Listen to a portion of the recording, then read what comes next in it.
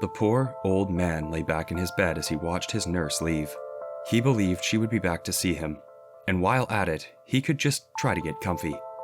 It's not like there was much he could do. After his surgery, he was left unable to walk. As he rested for a while, his eyes closing for a moment, he heard the door to his room open, which he thought to himself was pretty quick of the nurse who needed to grab a clean towel. However, when he opened his eyes to confirm who it was, his heart rate dropped to a new low. The person in front of him was no nurse, and definitely with the look on his face, wasn't here with any good intentions. The missing man. 5:15 a.m. A lady nurse was helping out the old 61-year-old patient, Tetekete Kwotsi. He had just successfully undergone surgery in his abdominal area and was incapable of working as a temporary consequence. The nurse assigned to the father of 6 helped propping him up and carried out her usual routine checkups on him. However, she came in need of a clean towel to finish up her work, and the nearest one she could access was quite a step away. She excused herself from Tetekete, citing that she would soon return with a towel and headed off. While heading down the hallway, she could feel the sensation of being watched from afar. No matter how many times she looked back, she couldn't spot a soul. This was her gravest mistake.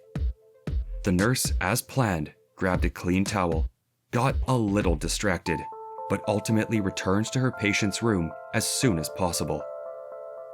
As she stepped into the room, she instantly noticed that her patient had gone missing, and what's more, the room looked no different from before, making the scenery a little eerie. Feeling dumbfounded, she called out to the patient as she searched vainly around for him.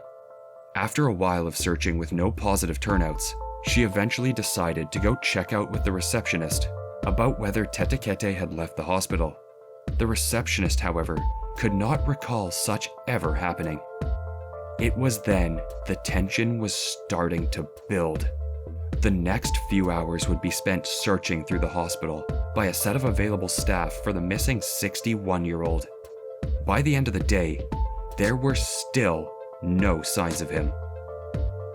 This strange incident happened on the 5th of October 2017. The hospital had spent the next 2 days searching for the missing man, or at least trying to figure out what had happened to him. Eventually, they decided to call up his family members to inquire about his whereabouts, hoping he had just gone home unsolicited. This wasn't the case. The hospital had made the call on October 7th, asking if Tetekete had returned home. There was an uneasy feeling in the environment as both parties went over the case. While the hospital representative was trying to keep all the tension down and play it as though there was a misunderstanding, the family didn't feel the same. Immediately after getting off the call with the hospital, they rushed down over with the cops to investigate the case and get to the bottom of this. They were confused, mad, and very disappointed in the lack of care shown by the hospital in ensuring the safety of their patients. Still, they could only hope for the best as they waited for the outcome of the search. Just as the hospital did, the police launched a thorough search throughout the building and outside. However, that yielded nothing.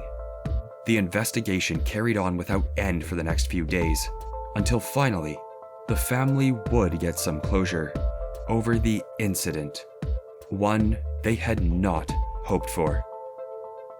The aftermath. The body of Tetekete was discovered hidden in an isolated part of the ceiling at the hospital. The horrors of the family had come to reality sickeningly and disrespectfully. This discovery was made just 2 weeks after the disappearance of Tetekete, and the police had further revealed that their search for the man may have been more efficient if the hospital wasn't undergoing reconstruction to its sites. The explanation for how and why Tetekete ended up as he did is still largely unknown, but the family of the deceased was not going to let this one slide. Mark Vanderheever, the provincial health spokesman, said the hospital had been in constant contact with the family and was doing all it could to get the autopsy done and results available to the family. In his words, the department conveys its heartfelt condolences to the family of the deceased and extends our trauma and counseling services to them during this difficult time. However, Christmas Kethwain, brother to the deceased, spoke out about their expectations from the hospital as they revealed they were struggling with the funeral cost. In his words, "What has shocked us is the discovery of his body in the area where he was found after he had disappeared for almost 2 weeks. We have not gone to the hospital to determine what exactly happened. We have been asked to go to the hospital today at 8 a.m. to establish what happened and what is going to happen going forward. We are not happy. We don't know where to start because we were under the impression he was safe where he was. He was under their care when he died. All we wanted was for him to get help. They must contribute to his burial." Later on October 27th, the brother of the deceased went in to get more information about what happened to Tetekete. The reports suggested that his death was not due to any complications with the surgery, and that he appeared to be dead after he had been placed in the ceiling.